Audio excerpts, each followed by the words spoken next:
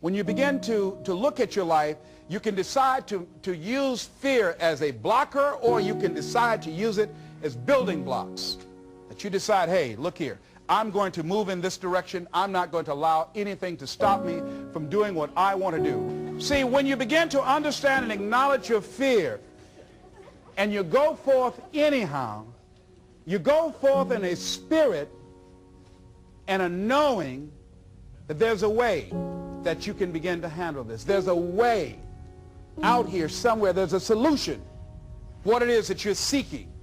That you have the capacity to whatever comes up, to handle it, to face it. And rather than feeling powerless, you begin to feel powerful. See, when all of the major downsizings that are taking place around this country, there are a lot of people who are biting their fingers in fear that they might lose their jobs. But there are few people who have decided within themselves, I'm going to make it. Some people aren't waiting to be cut. Some people are moving on their own because they feel within themselves, I've got what it takes to make it. They're not afraid about tomorrow because of how they see themselves, because of what they feel that they deserve, because of what they feel that they can create for themselves. Because these people have decided, as they look at the future, as they look at themselves, there's a way. Where there's a will, there's a way for me to begin to create a way out of no way.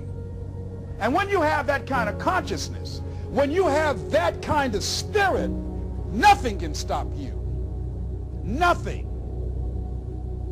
What would your life be like as you look toward the future if you decided, I'm not going to allow my fears to stop me? What would your life be like?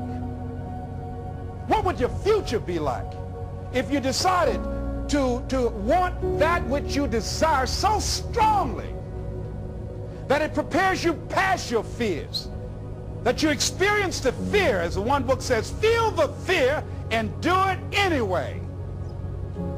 What would your life be like?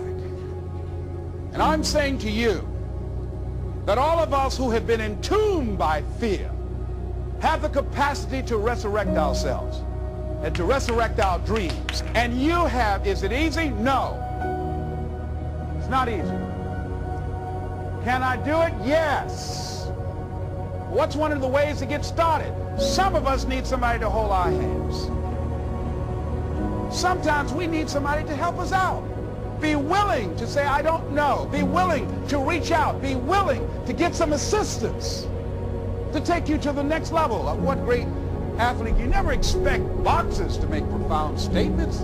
I think it was Joe Frazier who said this one. He says, all of us are like the blind man at some point in our lives standing on the corner waiting for somebody to lead us across. See, all of us at some point in our lives need some help, need someone to reach out to us, to throw out the lifeline, to help us go across some treacherous waters that we couldn't navigate by ourselves.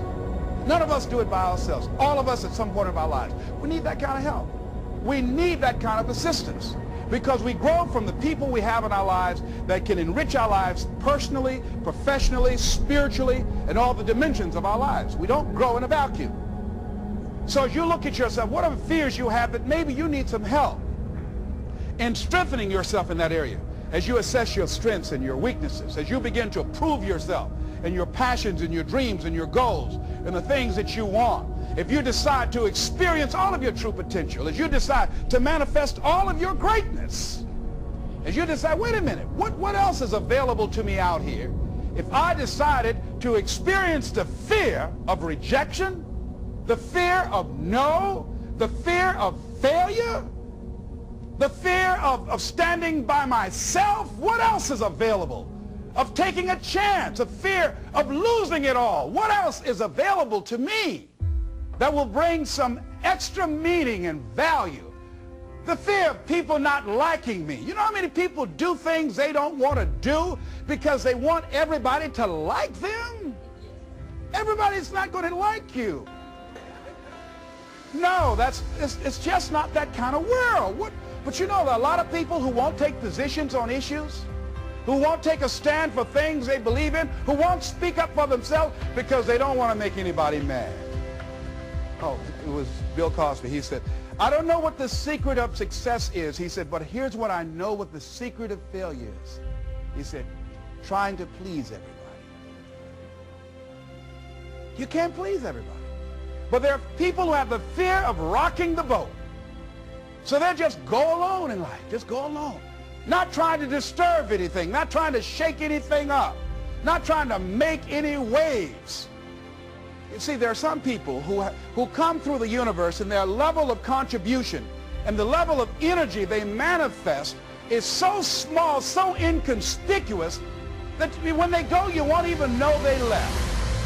But there are some people, because of their personality, because of their contribution, because of the investment of their time and their energy and the impact they have there, that when they go, everybody will miss them. So when Mother Teresa checks out, everybody will know. When Rosa Parks, everybody will know. Nelson Mandela, everybody will know. Why? Because of their contribution.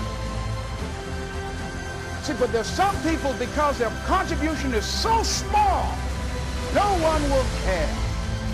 So I'm saying, before you are boxed and buried, decide that you're going to box and bury your fears.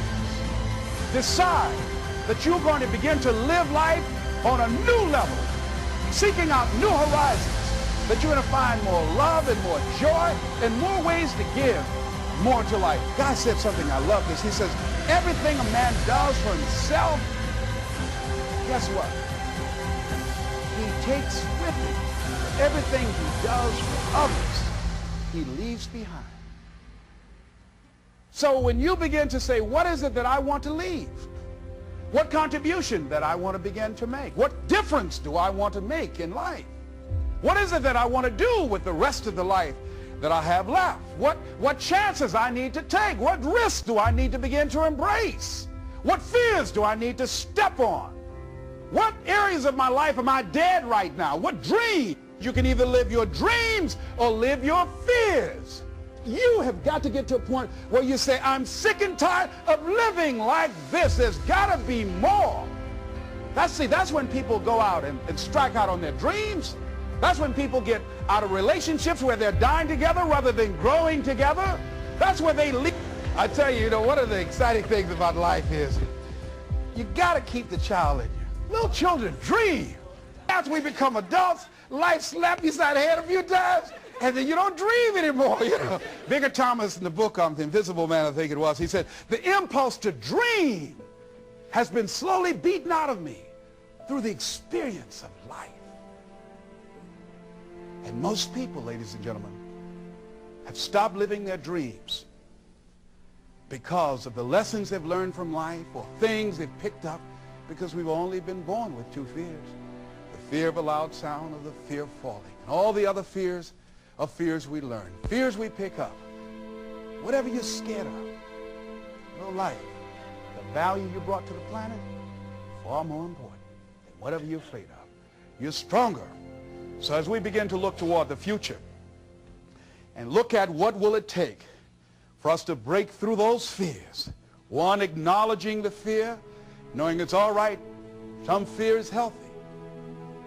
Beginning to know that your dreams, your passions, your drive to achieve whatever it is you want, as it has more power and meaning, it will move you past your fears. As you begin to feel that you deserve it, your passion and goal is so strong, the fears won't matter. As you begin to trust yourself and put yourself in the situation where you have to make it happen, you will make it happen. Ladies and gentlemen, I don't believe this. I know this from my own life experience. I know that you've got greatness within you. I know that you have unlimited potential in you. I know that you have something to give to the universe that was not here before you showed up. Somebody said that life is God's gift to us, and how we live our lives is our gift to God. What kind of gift are you giving? And what kind of gift could you give if fear wasn't an issue? And I'm saying, you can have fears, but don't surrender Don't let your fears have you. You're more than capable of making this your decade.